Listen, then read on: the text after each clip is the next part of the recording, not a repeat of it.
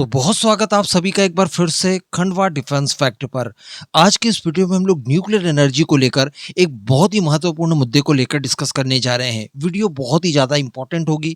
मैं आप सभी से निवेदन करूंगा कि कहीं से भी वीडियो को स्किप मत कीजिएगा, क्योंकि यहाँ पर पाकिस्तान का पहला रिएक्शन आ चुका है, जिसमें इन्होंने भारत की क्षमताओं को लेकर ऐसी ऐसी बातें कही है कि इन आरोपों को लेकर भी हम लोग काफ़ी खुश होने वाले हैं।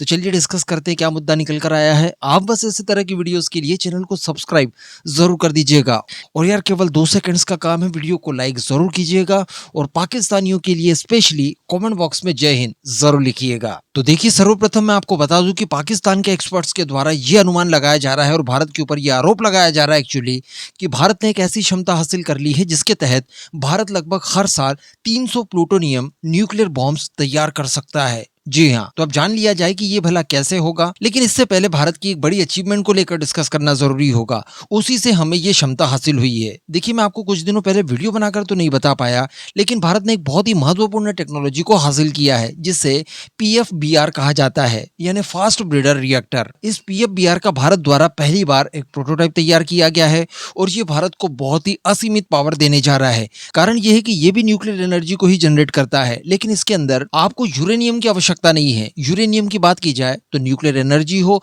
या फिर वेपन्स आपको तैयार करने हो, न्यूक्लियर वेपन्स वगैरह, इन सब के लिए यूरेनियम चाहिए होता है। लेकिन चूंकि भारत के पास इसकी काफी कमी है, साथ ही भारत NSG का सदस्य भी नहीं है। NSG की सदस्यता लेने के लिए हमेशा ही चाइना बीच में अड़ जाता है, जैसे कि वो UNSC की परमानेंट सदस्यता भारत को नहीं लेने देता, ठीक इसी तरह से ये NSG की सदस्यता भी हमें नहीं लेने देता। इससे होता यह है कि भारत को विदेशों से यूरेनियम को इंपोर्ट कराना काफी मुश्किल और काफी खर्चीला होता है। लेकिन भारत के पास थोरियम के भंडार पाए जाते हैं बहुत ही बड़े स्केल पर, और मैं आपको बता दूं कि ये भंडार इतने ज्यादा हैं कि भारत में पूरी दुनिया का लगभग 25% थोरियम पाया जाता है, जो कि भारत के उस एम्बिशन को काफी बूस्ट दे सकता है जिसके तहत भारत वर्ष 2047 तक 100 गीगावाट न्यूक्लियर एनर्जी को हासिल करना चाहता है। तो अब इसी थोरियम से चलने वाले न्यूक्लियर पावर प्लांट को भारत के अंदर तैयार किया गया। काफी लंबे समय से मेहनत की जा रही थी। बताया जाता है कि इसकी शुरुआत होमी जहांगीर भाभा सर के द्वारा शुरू किया गया था। अब फाइनली भारत इसके 3rd स्टेज प्रोग्राम को आसानी से लगभग कंप्लीट कर चुका है, क्योंकि हम लोगों ने इसका प्रोटोटाइप तैयार कर लिया है और इसके ऊपर एक तरह से मास्टरी अब भारत को हासिल हो चुकी है। ऐसा करने वाला भारत दुनिया का दूसरा देश बना है, यानी रशिया के बाद भारत का ही नंबर आता है। इस तरह की टेक्नोलॉजी अभी तक ना अमेरिका के पास, ना बाकी यूरोपियन देशों के पास, और ना ही चाइना, जापान, ऑस्ट्रेलिया जैसे देशों के पास है। अब इसमें दरअसल होता यह है कि आप इस PFBR रिएक्टर के अंदर थोरियम डालिए। अब इसका इंपॉर्टेंस ये है कि आप नॉर्मल टाइप के जो न्यूक्लियर रिएक्टर्स होते हैं, इनके अंदर यूरेनियम डाला जाता है, बाद में उसे जलाकर न्यूक्लियर एनर्जी जनरेट की जाती है। लेकिन हमारा जो PFBR है, ये इस तरह का रिएक्टर है जिसमें आप न्यूक्लियर एनर्जी तो जनरेट करेंगे ही फ्यूल डालकर, लेकिन जो बदले में वेस्ट निकलता है वो भी अपने आप में एक फ्यूल ही है। इस वजह से ये प्रक्रिया सतत चलती जाती है। आप फ्यूल डालिए, एनर्जी तैयार कीजिए और बदले में भी फ्यूल ही लीजिए। ओए छोटे बस कर यार। पापा की करा पेट्रोल खत्म ही नहीं होता। कहने का मतलब थोरियम से प्राप्त प्लूटोनियम 233 आप इसमें फ्यूल के तौर पर इस्तेमाल कीजिए। इसके बाद होगा ये कि जो वेस्ट निकलेगा वो भी एक नया फ्यूल प्लूटोनियम 239 होगा। अब ये जो प्लूटोनियम 239 है, जिसे शॉर्ट फॉर्म में Pu-239 कहा जाता है, ये यूरेनियम तो नहीं है, लेकिन फिर भी यूरेनियम के लगभग बराबर की क्षमताएं रखता है।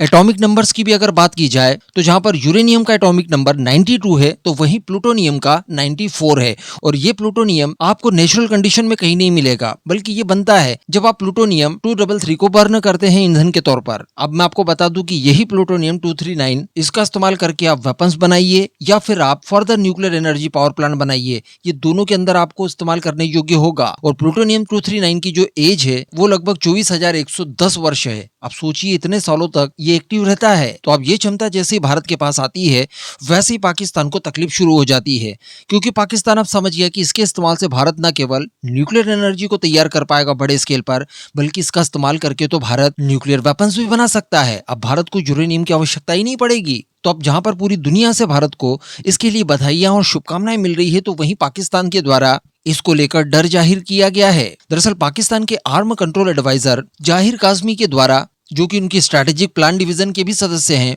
इन्होंने भारत के ऊपर आरोप लगाया है और बताया है कि देखिए, ये जो इनको उपलब्धि हासिल हुई है, इससे ये लोग बड़े नंबर्स में प्लूटोनियम बॉम्ब तैयार कर सकते हैं। आगे इन्होंने कहा कि देखिए, भारत बिना सुरक्षा वाला न्यूक्लियर प्रोग्राम चलाता है, जिसमें ये जो क्षमता है PFBR वाली, ये एक नया और बहुत ही महत्वपूर्ण क्षमता इनके पास आ चुकी है और इस क्षमता का भारत खतरनाक तौर पर इस्तेमाल कर सकता है। इन्होंने आगे यहाँ तक लिखा कि भारत अपने न्यूक्लियर जखीरे में 480 से लेकर 2600 नए न्यूक्लियर वेपन्स के लिए वेपन ग्रेड का प्लूटोनियम अपनी नई और अपग्रेडेड अग्नि 5 और अग्नि 6 जैसी मिसाइलों के लिए इस्तेमाल कर सकता है, क्योंकि हम सभी जानते हैं कि हमारी ये मिसाइलें MIRV कैपेबल हैं।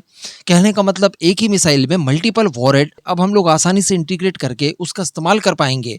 अब जब हमारे वॉरहेड बढ़ेंगे तो डेफिनेटली हमें ज्यादा न्यूक्लियर वेपन्स की जरूरत पड़ेगी। तो इस कमी की भरपाई करने के लिए इनके द्वारा बताया जा रहा है कि हम लोग प्लूटोनियम बॉम्ब तैयार कर पाएंगे। साथ ही इन्होंने हमारी नई मिसाइलों की रेंज 8000 किलोमीटर बताकर दुनिया को इन्होंने डर भी दिखा दिया है, खासकर यूरोपियन देशों को, कि देखिए ये काफी अंदर आकर यूरोप में अटैक करने में सक्षम होगी। इसके साथ साथ ये लोग हमारी SLBM से भी काफी भयभीत हैं, जो कि सबमरीन से लॉन्च होने वाली बैलिस्टिक मिसाइल्स होती है, क्योंकि रिसेंटली हम लोगों की तीसरी न्यूक्लियर सबमरीन जो कि SSBN है वो भी हमारी नौसेना की सर्विसेज में शामिल हो चुकी है, जिसका इस्तेमाल करके हम लोग K-15 सागरिका मिसाइल या फिर K4 K5 जैसी 3500 किलोमीटर रेंज से लेकर 5000 किलोमीटर रेंज वाली SLBM भी लॉन्च कर सकते हैं विद MIRV। तो इन सभी का डर इनके ऊपर दिखने के लिए मिला है। आगे इन्होंने दुनिया भर से अपील की है कि देखिए भारत का जो न्यूक्लियर प्रोग्राम है इससे दुनिया भर को चिंतित होना चाहिए, और चर्चिल के शब्दों को इन्होंने उधार लेकर ये कहा कि इसके बाद तो केवल बस मलबा ही मलबा उछलेगा। तो अल्टीमेटली इसरो के प्रोग्राम से भी ये लोग इसी तरह से भयभीत होते थे,